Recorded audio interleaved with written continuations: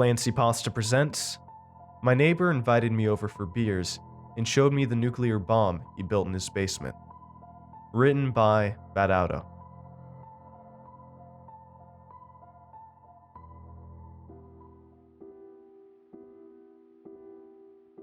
How do you like the taste of that? It's a traditional English brown ale. Watch your step. It's a little hairy getting down here for the uninitiated. Let me turn a light on so we can see. There, that's much better. Roomy, ain't she? Used to be an old storage room filled with all kinds of junk. I renovated the whole shebang over the course of a few months. Lots of sweat and toil. After all that effort, I am damn proud of this machine shop. And you'll never guess what I built in here. Model trains? Nah, that's just what I tell my wife.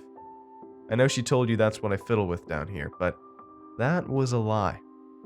And what's a little white lie between spouses? Am I right? Anyhow, follow me and I'll show you the pièce de résistance. It's just underneath this tarp. Let me pull it back. Ta-da! What is it, you ask? Really? I figured it would be obvious. Okay, I'll give you a clue. Hiroshima and Nagasaki. You're right, those are Japanese cities. What are they famous for? No, it's not an engine for Toyota. That's right, it's a nuclear weapon. Is it real? Of course it is. I'm not into replicas. Why do you think I steer clear of model trains? No, sir, this is a fully functioning hydrogen bomb. I've named her Glenda. I estimate that when she detonates, she'll unleash a 3-megaton explosion. Do you know what a megaton is? No, not many people do. Think of it this way. 1 megaton is equal to 1 million tons of TNT. In other words, this contraption in front of you has the explosive capacity of 3 million tons of TNT. Hard to believe, ain't it? I see you're looking a little concerned. All I can say is, whatever you do, do not touch that button right in front of you, or you'll kill us all. You should see the look on your face. Do you honestly think I would put a suicide switch on the side of the thing? Nah, she can only be activated by a radio signal. When I do finally unleash her fury, I'll be a safe distance away. That's the plan. You noticed the Winnebago when you came in? See the giant radio antenna? I'm hoping to use the RV to transport Glenda across the country. I want to take her for a nice ride before she explodes. Find some shithole town I don't like, and boom. Who needs an expensive ballistic missile when all you need is a mostly functional recreational vehicle? Your beer doing alright? Done? Let me get you another. Hey, no problem, brother. This one is a stout. My fridge is always overflowing with the good stuff. Anyhow, she was surprisingly easy to build. Think about it. They constructed the first one way back in 1945, before modern computers and the internet. So I wondered, how hard could it really be?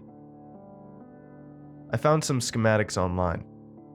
I didn't have to dig into the dark web or anything like that, since a Google search worked just fine. Most of the parts I could order online or fabricate myself down in the shop. The real obstacle came with finding fissile material. You know, the explosive bit. I had two options, plutonium or uranium. Both came with their own set of challenges. Plutonium comes from nuclear reactors. The problem is that they keep this material super secure and under tight observation. Since I have 0 security clearance, I wasn't likely to gain access anytime soon. Uranium, on the other hand, is much easier to get. It literally comes out of the ground. Unfortunately, the natural stuff is all uranium-238. Useless for a bomb. I needed 235 and lots of it. To give it that special explosive potential, I would have to enrich it. Boy, howdy, it takes a heck of a lot of work and time to make uranium-235. While my workshop may look spacious, I do not have the room for a cascade of hundreds of centrifuges spinning all day and night. I'm sure my wife would have raised heck and asked me all sorts of questions about the constant humming noises, not to mention the power bill. So, I went on Facebook and messaged my brother-in-law. He used to work at an intercontinental ballistic missile silo near Pervomaisk in Ukraine back when it was still the USSR. I asked him if he had any connections with old colleagues who might want to make a few extra dollars.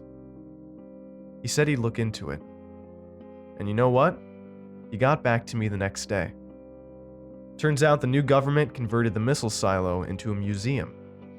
He said he has an old buddy that's not making a lot of money giving tours, and that he might be interested in making an exchange. So, I Interac e-transfer him about 5,000 USD. Sketchy? You bet. But I did it anyway, and it worked out just fine. The hard part was explaining to my wife the sudden withdrawal from our bank account. I told her I was falling headfirst into the model train addiction, and that I would try to do better with my future expenses. Do you know what she did? She said, if it makes you happy, keep doing what you're doing. She's such a sweetheart, ain't she? The plutonium arrived by DHL courier 2 weeks later. I plopped the material into the bomb, closed the hatch, and presto, a nuclear bomb. Yeah, I know plopped is not a technical term. I'm simplifying my vocabulary to improve your understanding of my process. Here, let's sit down. I have a couch set up for when I put in those all-nighters, right next to the mini fridge. Why did I build Glenda? That's a good question. Ever since I was a kid watching Dr. Strangelove, I've been transfixed by the bomb. I think a nuclear explosion has to be the most stunningly majestic creation made by man. Fireworks just don't come close. That's like comparing the wind of a hurricane to the beating wings of a gnat. But it's not just their beauty that gets me. It's their capacity for destruction. If I put Glenda in the middle of a city, say Times Square in New York, she could kill millions. Such immense godlike power in such a small container feels utterly alien and is more intoxicating than the sweetest ambrosia. Ever heard the term Megadeth? No, not the band. Herman Kahn coined the word back in the 50s. Like megatons, it's a unit of measurement. 1 megadeath equals 1 million dead. Glenda here is concentrated potential megadeath. There's nothing else quite like her in the world. And the world will learn about her soon enough. Why did I name her Glenda? Well, that's my wife's name. I couldn't think of a more fitting way of honoring her. Actually, I think I hear her now. You are going to love her strawberry rhubarb crisp. Everything is fresh from our garden. Let's not keep her waiting and head upstairs. What was that? When do I plan on detonating her? Well, I was thinking of starting my road trip next week.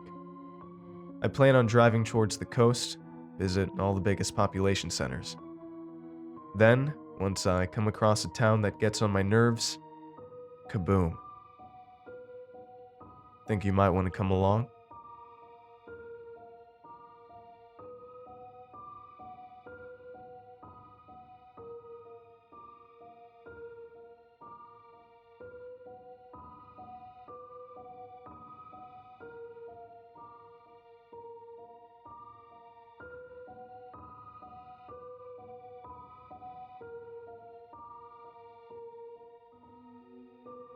Thanks for watching, and I hope you enjoyed today's video. I want to give a huge thanks to all of my supporters over at Patreon and YouTube memberships. Your support makes these narrations possible, and I appreciate it a ton. If you'd like to join these lovely ghouls, you can head on over to my Patreon at patreon.com/ClancyPasta, or click the join button below to become a member.